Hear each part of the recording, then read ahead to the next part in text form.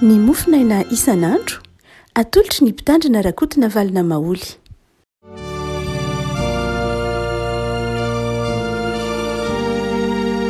Falimiraba antsika revako malalatra ity sabotsy 13 ny volana Jolay ity. Ny mofinaina voalahatra ho antsika anio dia ny boky ny nomeri toko 7:5 ka hatramin'ny 10:10. Numeri toko 7:5 ka hatramin'ny 10:10 amin'anan'i Jesosy. Ary Jehovah niteny tamin'ny Mosesy ka nanao hoe ento ny firenen'ny Levy anatona ka ampitoero eo anatrehany Arona mpisorona mba hanompo azy. Dia nitandrina ny anjararahan'ny Arona sy ny anjararahan'ny fiangonana rehetra eo anoloan'ny tranon'ilay fionana izy, ka anao ny fanompoana ao amin'ny tabernakely. Dia hitandrina ny fanaka rehetra momba ny tranon'ilay fionana sy ny anjararahan'ny zanak'Israely izy, ka anao ny fanompoana ao amin'ny tabernakely. Ary omenao any Arona sy ny zanany lahy ny Levita, efa nomena azy mihitsy avy amin'ny zanak'Israely ireo. Ary Arona sy ny zanany lahy ho tendrenao hitandrina ny fisorohanany, fa raha olo-kafa ny manakaiky dia atao maty izy. Ray masino manamasinana amin'ny fahamarinana, ny teninao no fahamarinana. Amen. Fotoana izay nandaminana ny raharaham-panompoana ao anatin'ny tabernakely sy ny tempoly teo aoriana moa ity boky ny Nomeri toko 7 ity ry havako. Momba ireo fanompoan'ny mpisorona, ny fanompoan'ny Levita izay taranaky Arona. Ny mazava tsara fa ny fanompoan'ny mpisorona dia fanompoana ifandimbiasana. Fanompoana ifandimbiasana avy amin'ny taranaky Arona, avy amin'ny firenen'ny Levy no hakana ireo mpisorona sy ireo mpikarakara ny tempoly rehetra. Tsy ny hoe ny mpisorona ihany fa le fikojakojana mihitsy ny tempoly, ny fanaka ao amin'ny tempoly, ny fandaminandraha rehetra mahakasika ny tempoly dia avy amin'ny firenen'ny Levy. Ny fandaminana zany raha zany, fanantitraterana zany no asehony ity mofinaina voalahatra ho antsika ity. Zavatra roa no azo ampaherezana antsika rehefa koa malalana, entina ampaherezana antsika amin'ity Nomeri toko 7 ity tandrify izany mofinaina izany. Ny voalohany indrindra dia ny mahazava-dehibe ny fitohizan'ny taranaka. Mahazava-dehibe ny ataontsika hoe fitohizan'ny taranaka, na ny mahazava-dehibe ny fampitana amin'ny alalan'ny fampitana sy ny fanolokoloana taranaka, fanabeazana taranaka. Ny eto dia ilay fanompoana no ilay fanompoana fisoronana zany dia nanome toky Andriamanitra fa hitohy ny taranaky Levy, ary tsy ho foana mihitsy ny fanomeza tokon'Andriamanitra fa hitohy ny fanompoan'ny taranaky Levy, ny firenen'ny Levy amin'ny fanompoana. Hodika manao hoe ilay andrenintsota masina dia manantitrantitra lay fanomeza toerana mihitsy ny fanabeazana ny taranaka, ny fanolokoloana ny taranaka, ary indrindra ny fametrahan'Andriamanitra ilay taranaka ho azy hatraty am-piandohana. Ny liturjiantsika protestanta na liturjiantsika FCK mamaromarona kokoa dia amin'ny fanomeza toky efandraisantsika ndray maka teto amin'ny mofinaina izy io hoe mizara roa ny fanikena ataon'ny mpivady eo anoloanan'ny altara. Mizara roa mazava tsara izy io. Dia ny fizarana voalohany lay faniken'ny mpivady eo anatrehan'ny fiangonana. Lay voady ataony zany, lay engagement ataony eo anatrehan'ny fiangonana. Fa ny faharoa dia ilay voady ataony izy mivady manokana, izay ifamaliny izy mivady. Dia amin'ny liturjiantsika rehafako dia zao ny lasa aloha dia ilay engagement na lay voady ataon'lay mpivady amin'ny fiangonana miseho amin'ny endrika telo izy io miseho amin'ny fanontaniana telo. Fanontaniana voalohany de ny hoe ianao ve manaiky fa raha hanina no vadinao de miara mamaly izy hoe ny tompoko. Fanontaniana faharoa, ianao ve de manaiky fa na ianareo ve manaiky hitondra ny fanambadianareo manaraka ny tenin'Andriamanitra. Zay ny fanontaniana faharoa de miara manaiky izy roa hoe eny tompoko. Ary ny fanontaniana fahatelo de ny hoe ianareo ve manaiky hitaiza zay ho zanakareo amin'ny fitiavana, amin'ny fahendrena, mba hahatonga ny zanakareo ho kristianina, ho tonga kristianina, na hahatonga ny zanakareo ino n'Andriamanitra raha itsika. Zay le fanontaniana fahatelo. Dia rehefa vita io valiteny hoe eny tompoko amin'ireo fanontaniana telo reo, zay vao manao lay fifanekeny ilay mpivady hoe izaho de manaiky anao tenatrean'Andriamanitra sy ny fiangonana fa ho tianao sy amelona anao na ino manjeo tsika. Andininy fa iny lay fanekena zay ifanaovan'ny mpivady. Fa mialoha ifanekeny ifanaovan'ny mpivady io dia lay fanontaniana telo zay ifanaovan'izy mifanekeny ifanaovan'izy mivady amin'ny fiangonana. Engagement ataony amin'ny fiangonana zany io. De eo amin'io lay io no mampieritreritra avako malalana hoe tena ataon'ny fiangonana zava-dehibe zany de zao tsy lay fifanekeny izy mivady ihany fa lay fifanekeny izy mivady amin'ny fiangonana mihitsy. Ianareo ve manaiky fa izy ny vadinao, ianareo ve manaiky fa ho fanambadiana kristiana, ianareo ve manaiky fa itaizany zanakareo ho tonga kristiana. Ndika zany de zao rehavako malala. Raha tsorona reo fanontaniana telo reo raha fitinina de izao manao hoe ianareo eto anatrehanareo fiangonana de manaiky zay fa tokantrano kristiana.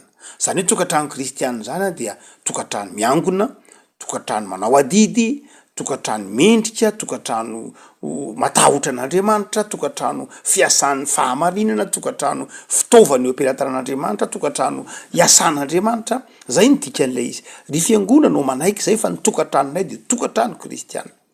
Ary manaiky zay fa ny zanakay dia ataonay zay ahatonga azy ho kristiana, tezainay amin'ny toetra kristiana, tezainay amin'ny fomba kristiana mba hahatonga azy ho kristiana. Hatrany amin'ny voanorina tokantrano zany lay mpivady, ireo mpivady dia efa manao voady manao hoe ny zanakay de ataonay zay hahatonga azy ho kristiana. Alohan'ny faneken'le mpivady mihitsy de manao an'izay fanekeny zay amin'ny fiangonana izy. Zava-dehibe zany rehavako malala lay fitezana taranaka. Zay no asehon'ity boky nomery ity. Boky nomery moa de manome toerana manokana ny fianakaviana. Ny foko ny fianakaviana tonga foko, ny foko tonga firenena, ny firenena an'Andriamanitra. Ny boky nomery de maneho an'izay. Ka eto amin'ity andinin'ity dia manazava ny boky nomery fa ny taranaka arona ny firenen'ny Levita dia nomen'Andriamanitra zara andraikitra amin'ny fanaovana ny fanompona, ny fikarakarana ny fanompona anatin'ny tempoly. Ary zany zavatra any de tsy hoe vitsy, tsisy sekoly manokana ianarana an'izany, tsisy université manokana ianarana an'izany tamin'ny vanim-potoanan'ny antikité, fa zao reo taranaka reo no mifampity zany amin'ny alalan'ny tarazo, amin'ny alalan'ny fampianarana mitohy ifandimbiasan'ny taranaka. Ny taranaka eo aloha mampianatra ny taranaka teoriana, taranaka eo aloha mitadidy de mampity zany amin'ny teoriana de toy izay hatrany ilay fanompona. Rehavako malala isan'ny manana olana lehibe tokoa isika malagasy manoloana ny ataontsika hoe fanatontoloana amin'ny lafin'ny fanabeazana taranaka. Very taraina ny ray aman-dreny, taraina ny olona manao hoe ahoana ny fanabeazana ankizy amin'izao andro ankehitriny zao. Amin'izao andro ankehitriny zao zay mezakazaka be ny fahafahana, lay fahafahana nefa tsy tena fahafahana mitondra ho amin'ny fivelarana, fa fahafahana mivily lalana ho amin'ny fiainana ara-nofo na fahafahana mifanohitra misotra masina azy. Ary de mahavery maro toerana na mahavery ataontsika hoe repère reo ray aman-dreny ny fitezana, amin'ny fitezana. Dia eto ary afaka malala de mampianara antsika ny foto-kevitra ampianaran'ny baiboly zany amin'ity nomery ity de ny hoe zava-dehibe ny fitezana ny taranaka.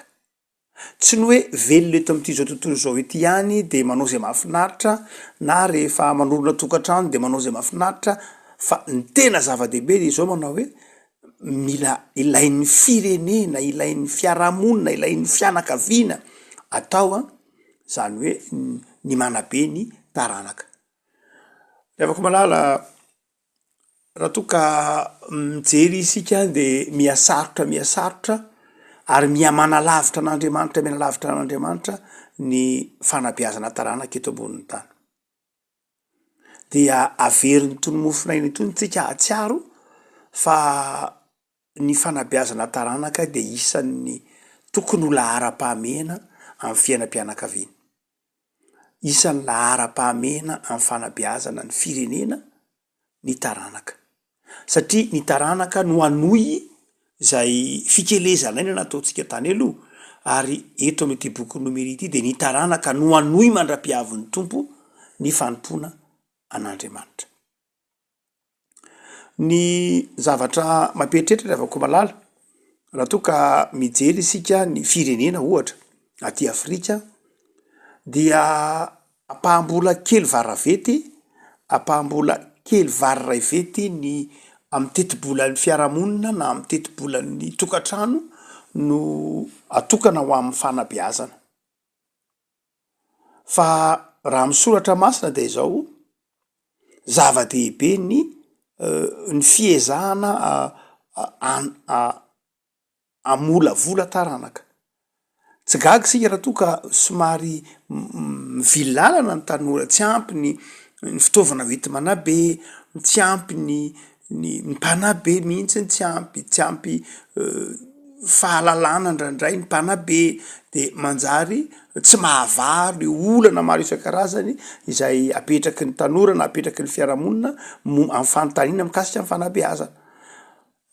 Tokony ho tsarotsika fa anankiray am'izay na protestanta amin'ny protestanta na pinipiny na katolika io na inona na protestanta dia tena manokana teti-bola amin'ny fanabeazana.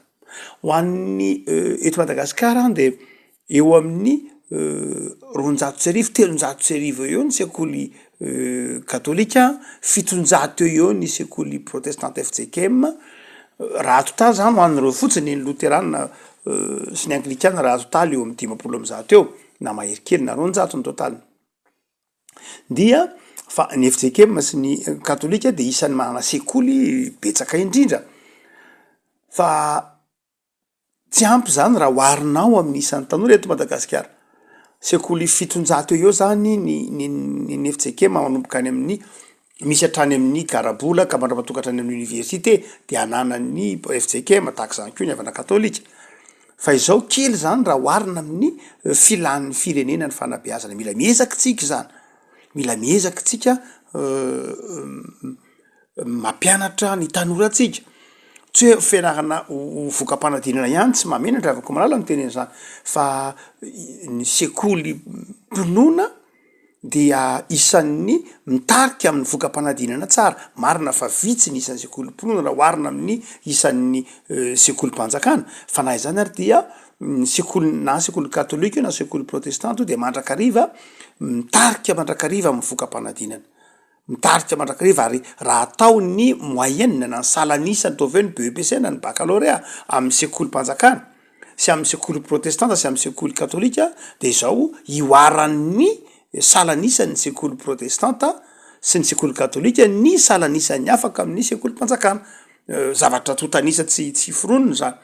Fa ioaran'ny ataovy hoe raha ataonao zany ny salanisa amin'ny baccalauréat ohatra na ny CEPE na ny BEPC any amin'ny sekoly FJKM ka apitaina amin'ny fanjakana dia ioaran'ny sekoly FJKM lavitra be mihitsy ny salanisa ny sekoly mpanjakana. Zavatra totanisa mivoaka isan-taona zany hita ao anatin'ny tatitra ny sekoly FJKM ao anatin'ny mpiandraikitra foibe. Zany dia itsika manao hoe tsapan'ny fiangonana zany fa tena ilaina ny fanabeazana. Saingy mbola lavitra ny ezaka riavako ary tsy hoe eo anivon'ny fiangonana ihany fa any anivon'ny tokantrano any mihitsy. Ny synode lehibe ny FJKM farany teo dia nanao antsoavy ny hoe zava-dehibe ny fanaovan'ny fiangonana fitezana isam-pianakaviana manomboka amin'ny fiainam-pianakaviana. Le fianakaviana amolavola taranaka. Le fianakaviana hanomana taranaka ho mpino ho kristianina. Riavako malala vola lany any, ny fotoana ho lany any fa lany amin'ny inona ary le izy amin'ny isam-pianakaviana ho an'ny olona tsirairay avy. De raha ho lany ihany ny fotoana, raha ho lany ihany ny vola, raha ho lany ihany ny herim-po dia aleo natokana ihany ko olanina amin'ny fanabeazana taranak'io natao hoe taranaka io dia le foto-kevy dehibe tsy voatery eo le zanaka ao an-tranonao ihany atao hoe taranaka fa ny zanaky ny malagasy rehetra, ny zanaky ny mpiray fiangonana aminao, ny zanaky ny mpiray tanindrazana aminao, ny zanaky ny mpiray tam-po aminao, ny fiarahamonina rehetra de tokony miara-mientana anao lay fanabeazana taranaka. Zany hoe tena le firenena mihitsy ny tokony ianao ho zava-dehibe ny taranaka. Fa ny faharoa le avako izay asehony ity andinitsohatra masina ity tsika manao hoe tena manao zava-dehibe ny fanabeazana taranaka. Fa ny faharoa le avako malala zay asehony ity andinitsohatra masina ity dia ny fahamasinan'Andriamanitra. Tsy manavakavaka Andriamanitra raha ohatra ka miteny zany ka manao hoe aoka ny taranaky ny fireneny levy ihany no isahana sy andraikitra ny fanompona hoy izy amin'ny andininy fahafolo manao hoe raha olo-kafa ny manakaiky dia atao maty izy am'lay fanompona zany. Hitantsika eo amin'ny bokin'ny tantara voalohany toko 7:10 lay indray maky Davidy ampanjaka dia tia mindra ny fiaran'ny fanekena. Ary rehefa tia mindra ny fiaran'ny fanekena izy dia nividy sarety raha ny marimarina koa naka sarety vaovao dia nitondra lay fiaran'ny fanekena amindra azy ho an'ny Kiriata ho an'ny Jerosalema avy any Kiriata Jearima zany io de hoafindra hoentiny any Jerosalema satria efa 20 taona no tsy netsika le fiaran'ny fanekena. Asa zay nahatonga ny Saoly tsy nanetsika ny fiaran'ny fanekena io dia Davida mpanjaka kosa netrehitra hoe efa mba amaly fitianao Andriamanitra fa lao etiko no akariko any Jerosalema ity fiaran'ny fanekena ity.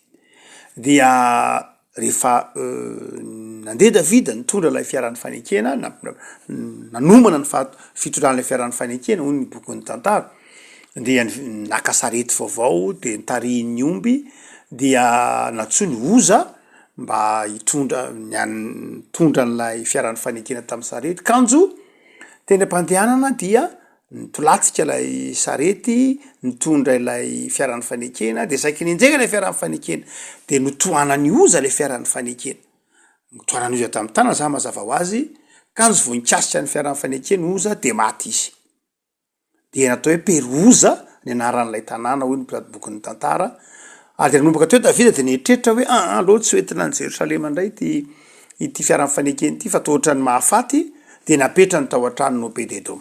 Napetra ny tao an-trano n'Obed-Edoma nandritra ny fotoana maritraritra. Ateoriana izy vao nahita hoe ary to tsy mahafaty n'Obed-Edoma indray le fiaran'ny fanekena de nanapa-kevitra izy hoe aika tsy nety ny fomba ny fomba nitondrana an'lay fiaran'ny fanekena. Kay tsy hoe entina misarety vaovao le izy. Kay tsy hoe olo-tsotra tahaka ny oza akory no mitondra azy. Tsy hoe satria mafana fo dia atao ny asan'Andriamanitra fa mila fiomanana, mila fikarakarana. Dia zay natonga ny Davida niteny eo amin'ny toko 7:20 sy ny toko 10:10 nazava tamin'ny zanak'Israely manao hoe tena disotsika fa kay misy fandaminana manokana rehefa mitondra amin'ny fiaran'ny fanekena. Tsy maintsy ny levita no mitondra azy ary zao ny fomba fitondra azy. Noho zany de zao tsy nitady an Jehovah araka ny voadidy isika, zany hoe tsy nitady an Jehovah araka zay planina, araka zay sitrapony isika, fa tsy hoe satria mafana fo de mety fa ny hafanam-po de ilaina tokoa. Fa izao misy fandaminana, misy lafin-javatra tsy misy atsipirin-javatra efa nomanina hoe izao na izao manao an'io ao amin'ny bokin'ny testamenta taloha. Izay le hoe fahamasinan'Andriamanitra. Andriamanitra tsy topotsika am'izay fomba itiavantsika azy. Tsy hoe satria Andriamanitra fitiavana dia am'izay itiavantsika azy ny anopotsika azy. Fa Andriamanitra topotsika am'izay itiavan'Andriamanitra. Andriamanitra no manao hoe zao no endrika ny mponareo tianareo amin'ny fonareo rehetra, tianareo amin'ny sainareo rehetra, tianareo amin'ny fanahinareo rehetra, izao ny fomba hanimponareo tsy hoe satria koa manao an'Andriamanitra de manao zay tiana atao. Fa zao le avako malala ny fanomponan'Andriamanitra de misy lamina apetraka Andriamanitra, misy lamina apetraky ny tenin'Andriamanitra, lamina izay hitandrona ny fahamasinan'Andriamanitra. Ka Andriamanitra le avako malala de Andriamanitra masina. Ka raha toa ka namindamina izy manao hoe taranaky ny fireneny levy no manao an'izao fanompona zao, tsy sanatria manavaka akory. Tsy sanatria manao hoe diso zany raha anina tsy zay loatra, fa ny tiany ho takatritsika de zao manao hoe Andriamanitra de sary-piaro amin'ny fahamasinan'Andriamanitra. raha ohatra zany ka misy reny karazadrazana fandaminana maro samy hafa ao anatin'ny fiangonana reny hoe eto ny fanompon'ny dekona mba ny dekona no manao antiana tsy hoe sanatria tsy masina akory ny mpandraifana zany ny tompo tsy zay loatra na hevitra ny dekona hoe masina noho ny mpandray izy na hevitra ny mpitandrina hoe masina noho ny dekona izy na hevitra ny mpiandrimana hoe masina noho ny dekona izy tsy zay loatra fa ilay fitsinjarana ilay fanomezam-pahasoavana mba hiariarian'ny voninahitr'Andriamanitra mba hilamina ny voninahitr'Andriamanitra no isindreny sokajim-panompona maro samy hafa ireny fa tsy tokony tsy hoe fanoliana ny anina na fandrahanina ka ila zany hoe nendranina masina kokoa na nendranina tsy masina na nendranina metimety kokoa fa tsy zay loatra fa Andriamanitra dia Andriamanitra sary-piaro amin'ny fahamasinany dia nametraka fandaminana maro samy hafa izay hita amin'ny fiangonana moa zany mba hitandrona izay fahamasinan'Andriamanitra izay. Ravaka malala tokony ataontsika amin'ny fifaliana zany ny fanomponan'Andriamanitra ary tsy tokony ataontsika mazava maivana izany fitandrona ny filamina ny fiangonana zany tsy hoe andevozi-pilaminana akory isika ka hoe rehefa hoe milamina zany de zay ny mety rehefa tsy milamina de tsy teo Andriamanitra tsy zay sanatria satria mantsy mety misy lavin-javatra kely ohatra hoe adino le fanatazan-drakitra to mifamadiky le fanatazan-drakitra to fanatazan-drakitra mangamanga ny tokony nalofa tsy menamena tokony le menamena de indraindray zany de miteraka korotana indraindray ao anatin'ny miteraka fifanomezantsiny eo am-panataterana ny asa ohatra fa marina fa zava-dehibe zay marina fa zava-dehibe zay filaminana zay fa tsy filaminana natao hitonga korotana akory rehefa aveo manao hoe diso ianao tokony ohatra zao ianao tsy natao filaminana hiteraka fifampitsarana na fandaminana hiteraka fifaniliana loatra fa fandaminana natao hibanjinana ny voninahitr'Andriamanitra fandaminana natao hitandrona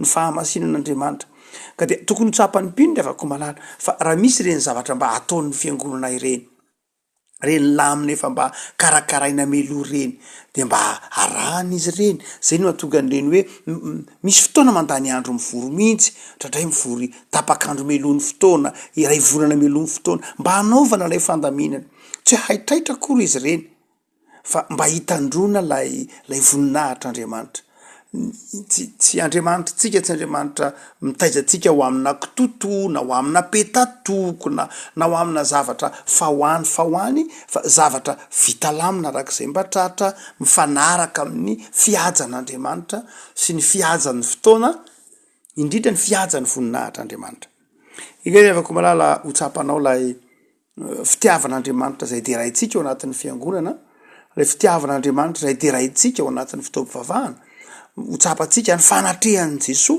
ao anatin' zany filaminana izany Jesoa zay manara-maso araka tsaroantsika Jesoa mipetraka teo amin'ny fanatazan-drakitra Jesoa mijery ny ataontsika ao anatin'ny tempoly Jesoa mijery ny fihetsikatsika Jesoa mijery ny fitezantsika ny taranakitsika afaka malala engany ataontsika ho zava-dehibe ny fanabeazana ny taranaka ataontsika ho zava-dehibe ko ny fiainana kristianina ataontsika ho zava-dehibe ihany koa ny fitandrona ny voninahitr'Andriamanitra ivavaka sika tompo ao misaotra anao zahay fa Andriamanitra isam-pianakaviana ianao Andriamanitry ny isa tokantrano ianao Andriamanitry ny isam-piankonana ianao ary Andriamanitra mitahy ny taranaka amin'ny fandimby hatrany de taio tompo ny fitiasana ny taranaka ataonay taio ny fanolokoloana ny taranaka ataonay taio ny sekoly FJKM taio ny sekoly mpinoana rehetra manao zany fitaizana manao zany fanabeazana manao zany fanolokoloana sy fampianarana ny taranaka zany miosaina endry ny mpampianatra ary dia mivavaka zay ho an'ny ray aman-dreny zay manolokolo ny taranany ho amin'ny fahatahorana anao mivavaka zay ho an'ny mpampianatra sekoly alady izay manabe ny taranakay mba ho taranaka vanina ary ho taranaka feno fahendrena ny taranakay eto anivon'ny firenenay de aoka koa zay fiangonana tompo hanao zava-dehibe ny fahamasinanao fa Andriamanitra masina ianao ary sary-piaro amin'ny fahamasinanao de am'izay fandaminana maro samy hafa ataonay fiangonana na ataonay fianakaviana amin'ny fivoriana mba hanomeza voninahitra anarano masina de taio reny tompo mivavaka zay tompo ho an'ny firenenay amin'izao fotoana fialan-tsasatry ny mpianatra zao misaotra ny amin'ny fahavitan'ny bakalorea fa enao Andriamanitra kosa no hitahiry ny fialan-tsasatra ary amin'ity volana jolay ity zay iantomboan'ny fialan-tsasatry ny mpianatra dia angatahanay fifaliana ho an'ny isan-tokantrano ary fiadanam-po an'ny ray aman-dreny rehetra dia aza mahafoina mahasaraka anay anao Jesosy Kristy mpamonjy anay. Amen.